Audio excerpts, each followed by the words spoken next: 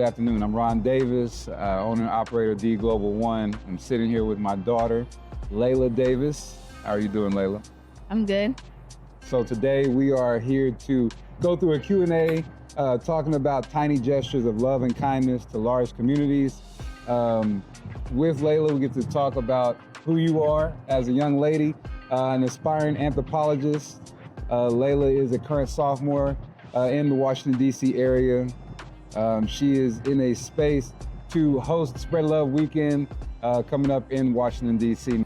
Laila, I want to talk to you not only about Spread the Love, your Spread the Love campaign, but also go into the different acts of kindness and business that you are creating with your nonprofit organization. So, Laila, let's get started, okay? You stepped into the world of being in this social impact space as a young founder. What was it that interested you to go above and beyond your expected civil duties as a child? So growing up, seeing a lot of the individuals whose lives partake mostly on the streets, without resources, without family, I felt not only obligated, but I felt driven to make an impact in their lives as much as seeing them in those situations impacted me. So I feel like I had the resources, I feel like I had the drive, the ambition to make a difference. So how has your age and experience with other youth shaped your approach with adults? So to me, leadership is the ability to utilize your own knowledge and your own willingness to learn to guide others. Okay. So within school, I'm very involved, student ambassador, part of student redesign team. I feel like my teachers know that they can trust me. My peers know that they can trust me. I feel like that being my starting point, because I'm at school 8 hours a day, every day, Monday through Friday, not weekends, but having that experience at school and having that trust that I receive from everybody. School's always been a very welcoming atmosphere for me. Being able to bring those feelings of trust that I have from my environment at school and put it into this working space, it's helpful. But it's also kind of not blinding, but you automatically expect that same reaction from people that you work with. But it takes a little bit more. When we first began working on, I guess, growing and being more in other communities, tell me a couple of things that you enjoyed about visiting these other states and locations. Something that I always enjoyed was seeing the new faces, the new people that I would be able to impact in a different way. It really gave me the opportunity to step back and to see what other communities outside of my own were struggling with. But I feel like something that I never really enjoyed personally was putting myself out there, because you never know what rejection that you're going to face. Okay. So I feel like putting myself out there is still really hard for me, because, being rejected by someone that you're trying to help, or someone that doesn't want your help, it's like, I just know that this person needs my help, but they're, not being stubborn, but they don't recognize that I'm here to help them, not here to take over their life, or not here to, put them in a weird space. I want the ability to make their lives great. So tell me about some of the measures that you and your team have been taking to create this social impact system. Currently, with people that are on my team, we're working on building community. So not having everything be dependent upon me and you, but having other people who can come in, do an amazing job so that we can continue to grow our impact and to expand our reach. So compared to traditional nonprofits and that older system of operating, you have been doing quite a bit in this space to create social impact. So what are some of those things that you adopted in your process?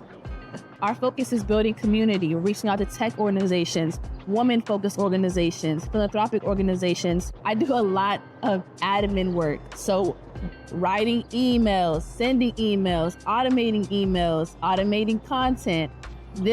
It all goes into the grand scheme of expanding reach, getting volunteers, partners, donors, vendors. Everybody's on the media. So I feel like an old person because I don't like doing it, but it's necessary. So given the things that you do not like, okay, you're getting better and better at them all the time, right? And as we continue to get better, it gets a little bit easier. Tell us about some of the DIY projects that you've created and that you've done in the midst of preparing your merchandise, looking at the different avenues of distribution and how to get it to people. Talk about that work, because those are skills and things that you get to share with other people.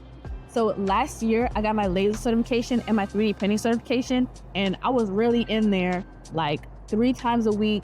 No, not even 3 times a week. We were there almost every single day for hours at a time, creating these sustainable housing models, creating keychains, creating earrings, like all things like, and we created like little 3D models of like toilets. That took hours. Your creative spirit in the products and the things that you created for Laila's Love, how does that transfer into the impact for people? Talk about a couple of your initiatives that you are more giddy about than others. Well, the initiative that I am most excited about is our Creative Garden Initiative, because not only does it supply our communities with a healthy food source, it makes kids excited to go to a garden, to be able to plant their own food, to plant their yams. I don't know if kids eat yams. I like yams, but I'm from the South. Yeah, so kids, they can plant their yams, they can plant their strawberries. We're gonna have trees with peaches and apples. I'm excited to create a space where people can come not only to enjoy themselves, but to have resources like the internet hotspots, like the hygiene stations for their animals. It'll be a real, genuine community space for everybody.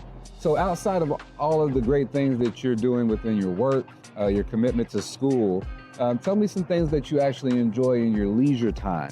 Something that I do really enjoy is graphic design. I had a really, good mentor, my dad. He introduced me to Canva at a young age. I didn't like it at first. I don't like anything that I don't know how to do or that I'm not good at. I want to be good at everything that I participate in, which consistency, repetition.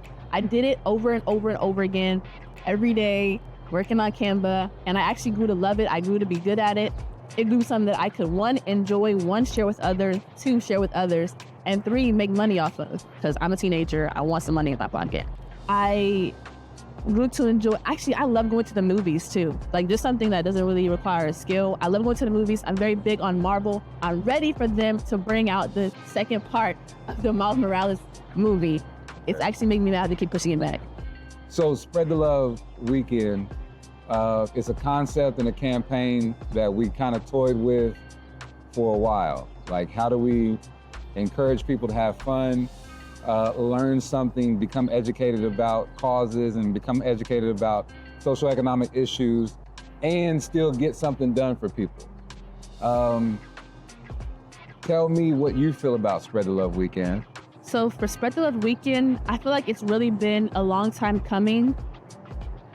We've taken the time, we've done surveys, we've taken the time to really redefine our programming and to solidify what we are here to accomplish. And I feel like whenever we set it off, it's gonna be truly impactful and we're gonna make a really big difference. Outside of hosting a great event, outside of helping people, what is your end goal? What is the aspects of your mission? What considers success? Main thing that I'm looking forward to is influencing another young girl or boy to make their own difference. Not just, do what I did, but to find their own ways to be involved within their communities and to actually enjoy doing it. So I want to be able to create a space where students and even a student is not just a kid, it's an adult as well. I want to create a space wherever everybody is comfortable enough to make their own impact. So Laila, I've enjoyed having this conversation with you. It's been a long time coming. We've been doing a lot of work in the back end, and we have a lot of great folks. So I want to first shout out to the DG1 Network for being more than graceful through the process, helping the system where they can, figuring out and learning our process as we've been putting these things together. Shout out to the production company behind the scenes, making this good content, providing us clarity in our sound, audio, and lighting. All the board members, Tamara Small, our back-end operations throughout the network. All of these folks have been really helpful and impactful over the process and time. So when people start to look for you, when they try to find you, whether it's about your writing or your content creation, blogs, a lot of the different content that you're creating is not just in the video space. Where can they find you, and how can they get in touch with you directly? To learn more, you can find us at Love Initiatives on all social media platforms and at our website at lailasloveinitiative.org. And then you can contact me directly at lailaslove.lli@gmail.com. So from all of us at Laila's Love Initiative, thank you and have a great afternoon.